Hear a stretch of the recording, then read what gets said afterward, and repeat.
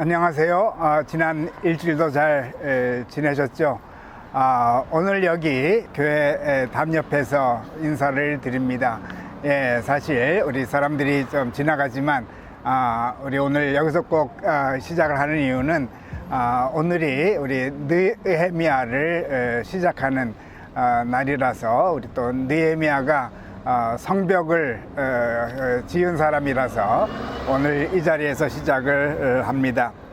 사실 우리 이 담은 ECC 건축과 함께 이렇게 담이 세워졌습니다.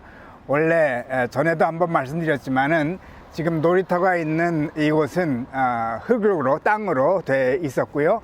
바로 이 자리는 축대로 이렇게 쌓여 있었죠. 흙을 받쳐주는 축대로. 그래서 사실 제가 처음 25년 전에 왔을 때는 이 축대들이 아주 운치가 좋았습니다. 고상했고요.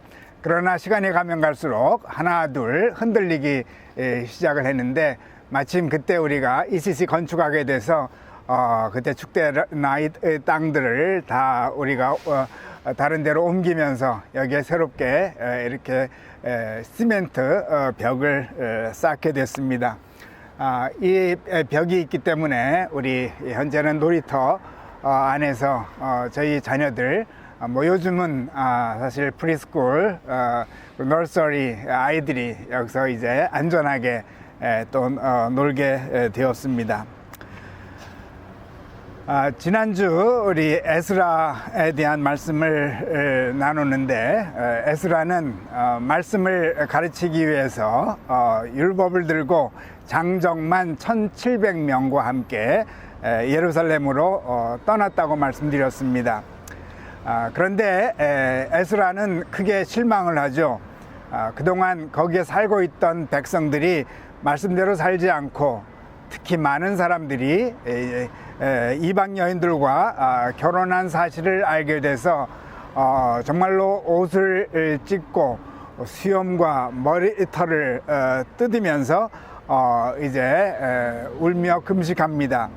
아울러 이스라엘 모든 민족의 죄를 우리의 죄, 자기를 포함한 우리의 죄라고 고백하면서 이스라엘 민족의 미래를 위한 안타까운 기도를 드렸다고 제가 말씀을 드렸습니다. 그 결과 놀라운 회개 역사도 일어났죠. 한편 이 에스라가 예루살렘으로 떠난 후 약 13년쯤 후에 느헤미야가 등장을 합니다.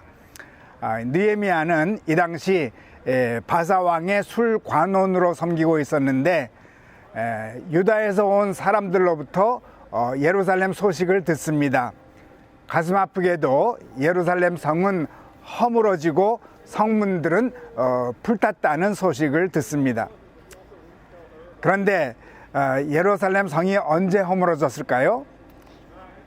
열왕기하 25장 10절 말씀을 보면, 느부갓네살의 시위대장에게 속한 갈대아 온 군대가 예루살렘 주위의 성벽을 헐었으며, 느부갓네살로 인해서 BC 586년에 예루살렘 성이 멸망을 하게 되죠. 그런데 지금 느헤미야가 유다 소식을 들을 때는 약 BC 445년, 140년 전에 성벽이 무너진 것입니다. 140년 동안 아무도 손을 대지 않았던 것입니다. 우리나라로 생각한다면 지금부터 140년 전이 바로 조선 마지막 왕인 고종 때일 줄로 압니다. 그렇게 오랫동안 예루살렘 성이 방치되었던 것입니다. 1장 4절 말씀을 보면, 내가 이 말을 듣고 앉아서 울고 수일 동안 슬퍼하며 하늘의 하나님 앞에 금식하며 기도하여, 수일 동안 울고 금식하며 기도한 것입니다. 그런데 성벽이 140년 동안 무너져 있는 것이 그토록 슬프고 수일을 금식할 정도였을까요? 느헤미야가 그럴 수밖에 없었던 것을 그의 기도문에서 찾을 수가 있습니다. 1장 9절 말씀 보면, 만일 내게로 돌아와 내 계명을 지켜 행하면 너희 쫓긴 자가 하늘 끝에 있을지라도 내가 거기서부터 그들을 모아 내 이름을 두려고 택한 곳에 돌아오게 하리라 하신 말씀을 이제 청하건대 기억하옵소서. 예루살렘 성은 택한 민족인 이스라엘 민족을 위한 택한 곳이라는 것입니다. 곧 이스라엘 민족은 택한 민족이고 예루살렘 성은 택한 성이라는 것입니다. 이 둘은 뗄래야 뗄 수 없는 것입니다. 자기들이 먼 이국 땅에 살아도 예루살렘 성은 온전해야 한다는 것입니다. 마치 고향에 계신 부모님이 건강해야 마음 놓고 외국 생활을 할 수 있는 것처럼, 아니 그것보다 더 소중하게 예루살렘 성을 생각하고 있었던 것입니다. 그래서 그는 기도합니다. 11절, 주여 구하오니 귀를 기울이사 종의 기도와 주의 이름을 경외하기를 기뻐하는 종들의 기도를 들으시고 오늘 종이 형통하여 이 사람들 앞에서 은혜를 입게 하옵소서 하였나니 그때 내가 왕의 술관원이 되었느니라. 말씀드린 것처럼 느헤미야의 직업은 왕의 술관원입니다. 쉽게 말씀드려서 평민이라고 할 수 있죠.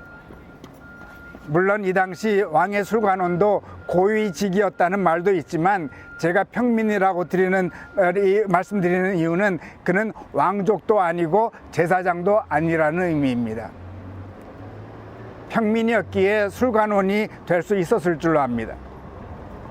하여튼 이스라엘의 소식을 듣고 큰 슬픔 가운데 있었지만 그래도 술관원으로서 일은 계속 했어야 했습니다. 어느 날 왕께 포도주를 드리는데 왕이 수심에 가득 차 있는 것을 보고 이유를 느헤미야에게 묻습니다. 느헤미야의 말을 듣더니 왕은 느헤미야에게 성벽을 재건하고 오라고 허락하며 여러 가지 필요한 것들을 채워줍니다. 이것은 기적입니다. 왕께 감히 구하지도 못하고 있는데 왕이 알아서 큰 은혜를 베푼 것입니다. 물론 하나님께서 하신 일이겠죠. 곧 스룹바벨의 1차 귀환 후 80년 만에 에스라가 귀환을 하고 약 10년 후에 느헤미야가 예루살렘으로 귀환했다고 생각하면 좋을 줄 압니다. 예, 지금은 우리 벽 안쪽 놀이터에서 인사를 드립니다. 여기 벽을 보면은 이렇게 여기에 그 나무 토막으로 쭉 이렇게 예쁘게 만들어져 있죠. 사실 건축 기사에게 왜 이렇게 만들었냐고 제가 여쭤봤었더니 아이들이 여기서 놀다가 밖을 보게끔 하려고 이렇게 구멍을 낸 거라고 했습니다. 그래서 이렇게 저희 교회 ECC 건축은 하나하나 모든 곳에 어떠한 그 생각과 그 아이디어가 이렇게 담겨져 있는 아주 훌륭한 건축임을 요 작은 요거를 통해서도 우리가 알 수 있습니다. 이제 우리 느헤미야는 드디어 예루살렘에 도착합니다. 며칠 동안은 혼자서 다닙니다. 처음 본 예루살렘 성인이 혼자서 돌아다니게 되겠죠. 많은 생각을 했을 줄로 압니다.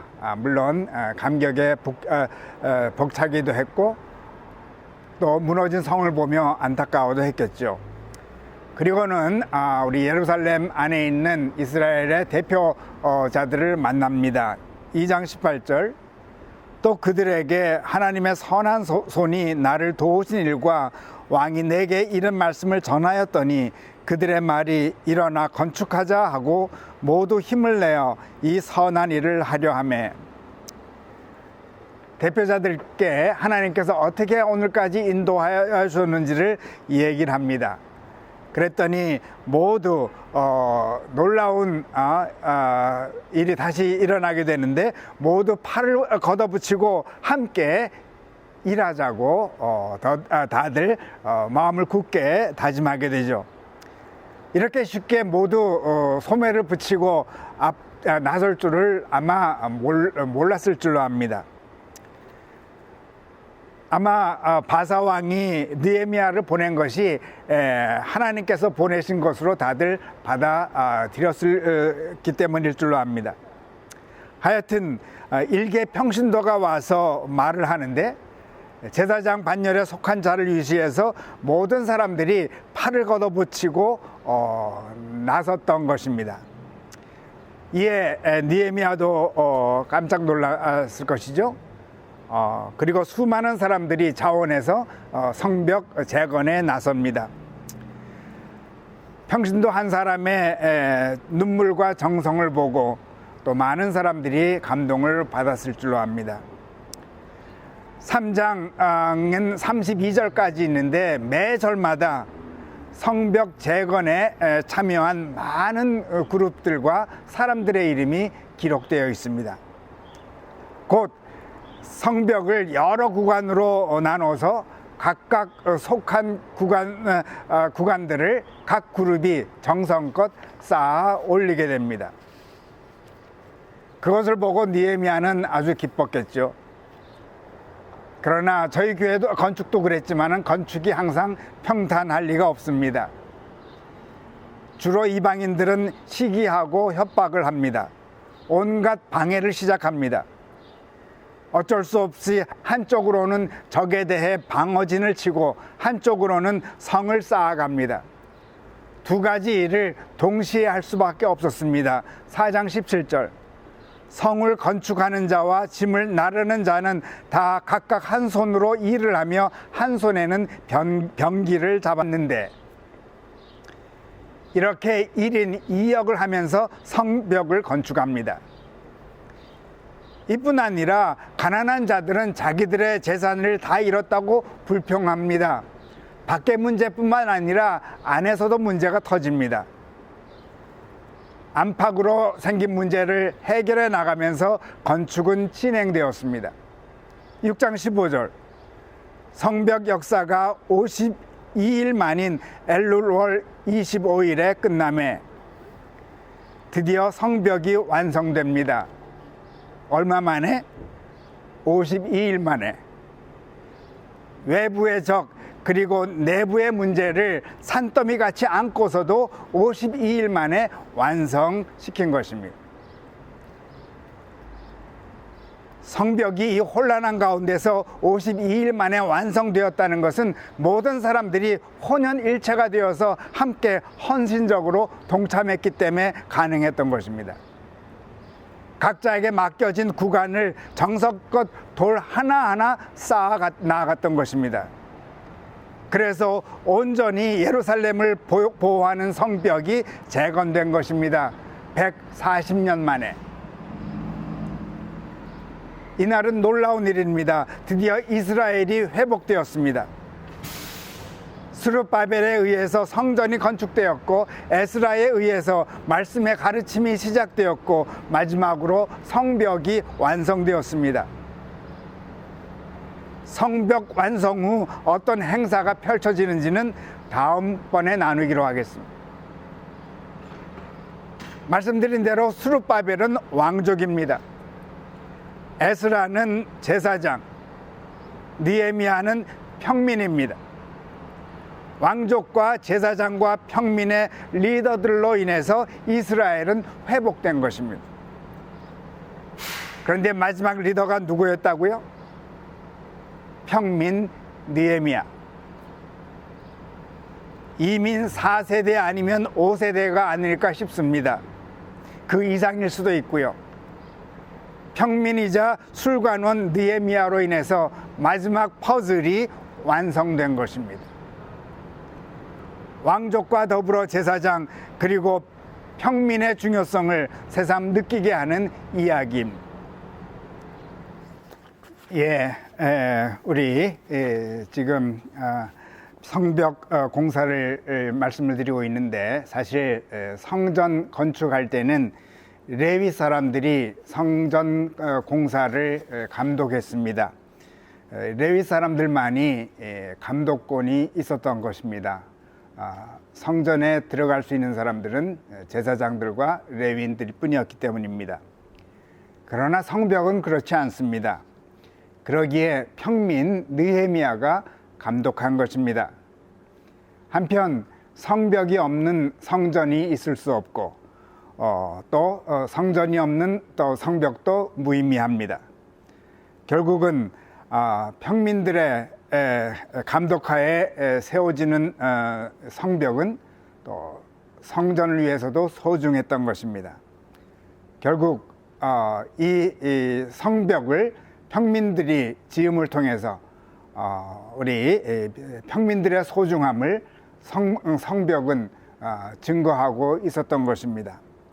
결국 왕족, 제사장, 평민들 이 세 그룹의 혼연일체의 조화로 사실 예루살렘 성은 회복되었던 것입니다. 전 세계에 퍼져 살고 있는 디아스포라들은 이 소식을 듣고 기뻐했을 것입니다. 자기들의 고향에 세 가지 꼭 필요한 것이 이제 140년 만에 다 갖추어졌으니 말입니다. 그러면은 디아스포라는 앞으로 어떤 목표를 안고 살아가야 할까요? 어서 속히 나그네의 삶을 마치고 고향으로 돌아갈 준비를 해야 하나요? 예루살렘으로? 아니, 그것보다도 이제 성벽을 재건하고 예루살렘 성 안에 사는 사람들은 이제는 어떤 목표를 안고 살아가야 할까요? 또다시 성벽을 부수고 세우고 부수고 세우고? 그러고 보니 요한계시록의 새 예루살렘 성이 생각이 나네요. 21장 12절 크고 높은 성곽이 있고 12문이 있는데 문에 12천사가 있고 그 문들 위에 이름을 썼으니 이스라엘 자손 12지파의 이름들이라. 12문에 12지파의 이름이 기록되었다는 것은 예루살렘 성벽은 문을 비롯해서 평민들이 세운 성이라는 뜻이 포함되어 있지 않을까요? 12지파는 평민들이니 말입니다. 물론 레위 지파는 제사장 지파니 12지파에서 빠지게 되죠. 대신 요셉의 두 아들 므낫세와 에브라임이 지파로 다시 들어가서 계속 12지파로 남게 되었던 것입니다. 제사장들을 뺀 12지파가 남아 있었던 것입니다. 곧 새 예루살렘 성은 결국은 평신도들이 세운 것입니다. 느헤미야를 통해서 완성된 예루살렘 성벽은 앞으로 건설된 새 예루살렘 성을 예표하고 있는 것입니다. 예루살렘 성벽이 평신도의 수고로 세워졌듯이 앞으로 건설되고 있고 될 새 예루살렘의 성도, 평신도들의 수고로 세워질 것을 말씀하고 있는 것입니다. 그러므로 디아스포라의 유대인들이 고향으로 돌아갈 필요가 없습니다. 있는 처소에서 새 예루살렘을 위한 벽돌을 하나하나 쌓아갈 수 있으니 말입니다. 있는 처소에서 왕족과 제사장과 함께 말씀을 따라 살아갈 때 벽돌을 하나씩 쌓아가는 축복에 동참하는 것입니다. 물론 느헤미야도 성벽을 쌓을 때 많은 어려움을 안팎으로 겪었습니다. 그러나 그때마다 결코 낙심치 않고 함께 힘을 합하여 벽돌을 쌓아갔습니다. 하나씩 하나씩 노래를 부르며 잘 되고 있습니다. 잘 될 것입니다. 어느덧 52일 만에 완성된 것입니다. 느헤미야가 어려운 가운데 벽돌을 쌓아갔듯이 오늘 우리에게도 매일매일 벽돌을 쌓는 축복이 기다리고 있습니다. 물론 방해꾼들도. 그러나 그때마다 우리는 노래를 부르는 것입니다. 르호봇. 우리는 영원한 새 예루살렘을 위한 벽돌을 매일 쌓아가는 것입니다. 뒤에도 빨간 벽돌이 많이 보이는데 저희 교회는 빨간 벽돌로 지어져 있습니다. 구 건물은. 빨간 벽돌이 벽돌이 되기 위해서는 용광로에서 7일에서 10일을 견뎌야 한다고 합니다. 그때 우리 교회에 있는 빨간 벽돌과 같은 벽돌들이 만들어진다는 것입니다. 이스라엘 민족은 느헤미야의 지도에 따라 각자가 만든 벽돌을 쌓아 올린 것입니다. 각자의 삶에 여러 가지 고민과 아픔 가운데서 만들어진 빨간 벽돌을 쌓아 올렸습니다. 그러기에 벽돌마다 특유한 색깔을 띄었을 줄로 압니다. 그래서 더 아름다웠을 것입니다. 하물며 우리가 세우고 있는 새 예루살렘의 성벽은 얼마나 아름다울까요? 우리의 삶의 연단을 통해서 밝게 빛나는 색깔이 담긴 벽돌일 테니 말입니다. 우리가 주어진 어떤 환경 가운데서도 르호봇의 노래를 부르며 말씀에 순종하여 살아간다면 우리는 매일 멋진 벽돌을 한 장씩 한 장씩 예루살렘 성벽에 쌓아가는 것입니다. 그러므로 남은 한 주 말씀대로 살면서 노래를 부르십시다. 우리의 하루하루의 삶은 아름다운 벽돌이 되어서 지금도 새 예루살렘 성벽을 가꾸어 가고 있기 때문입니다. 그리고 우리가 새 예루살렘 성에 들어갈 때 벽돌들이 우리를 향해 환영의 노래를 부르지 않을까요? 르호봇. 그때 우리는 아멘하며 주님께 영광 돌리고 영원한 성 예루살렘 성에 입성하게 될 것입니다. 그날이 오기까지 이 땅 위에서 열심히 감사와 기쁨의 노래로 하나님께 찬양을 드리십시다. 르호봇. 오늘은 감사한 것은 우리 김경섭 집사님 그리고 주미옥 권사님께서 르호봇의 노래를 불러주시겠습니다. 감사드립니다. 기도드리겠습니다. 주님 감사합니다. 하나님의 놀라운 뜻 가운데서 예루살렘 이스라엘을 회복시키시기를 원하셨고 그를 위해 스룹바벨을 먼저 보내시고 에스라를 보내시고 마지막으로 느헤미야를 예루살렘에 보내시며 성전을 쌓고 성전을 세우고 말씀으로 다지며 끝내 예루살렘 성벽을 완성케 하셨음으로 인하여 감사드립니다.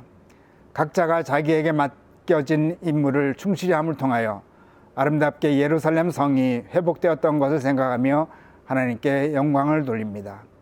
하나님, 우리들에게도 이 귀한 사역을 허락하여 주셨사온데 우리에게 주어진 그 귀한 사역 르호봇의 노래를 부르며 감사하며 그 일들을 잘 감당하게 도와주시고 특별히 정말로 왕족과 제사장과 평민들이 함께 혼연일체가 되어서 일을 한 것처럼 우리도 혼연일체가 되어서 우리의 노래를 아름답게 부르며 주님께 영광을 돌리는 아름다운 삶 늘 살게 도와주시옵시고 그로 인해서 이 땅 위에서의 예루살렘 성이 아니라 하늘나라의 예루살렘 성을 바라보며 매일매일 승리하는 저희들이 되게 축복하여 주옵소서.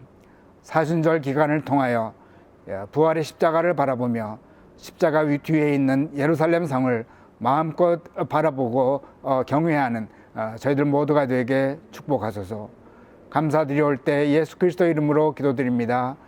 아멘.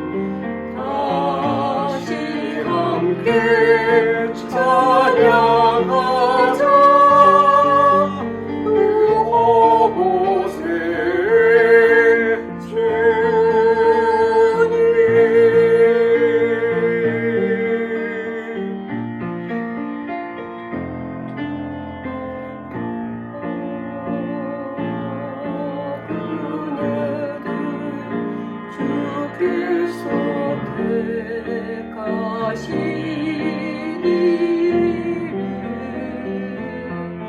이제 너의 빛을 전하는 사람들 보내시네.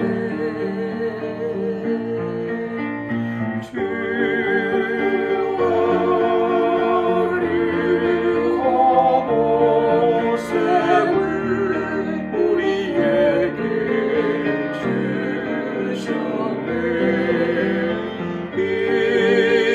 이것은 넓은 하나님 보내신 것 아픔과 대적이 있으나 축복의 그런데 우리 함께 부르자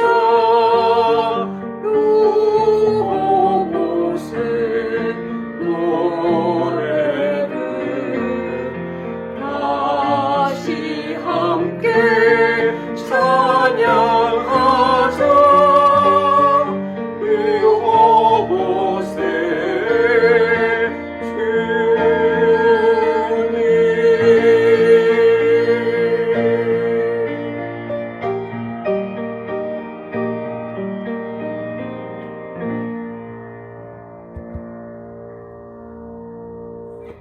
예, 감사합니다. 그러면은 또 다음에 뵙겠습니다. 안녕히 계세요.